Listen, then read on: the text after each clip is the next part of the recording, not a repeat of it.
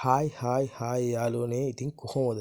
ඔන්න ඉතින් ඔයාලට ගෙනල්ලා තියෙනවා සුපිරි භාණ්ඩයක්. Honda Dio ජපන් බයික් එකක්.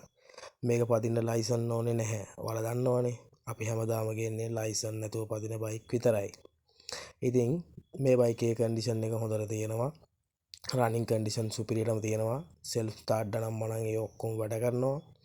හොඳ තෙල් කාර්යක්ෂමතාවයක් කරන බයික් එකක්. මේකේ සාමාන්‍යයෙන් ලීටරයකට කිලෝමීටර් 60ක් 70ක් වගේ තෙල් වැඩ කරනවා.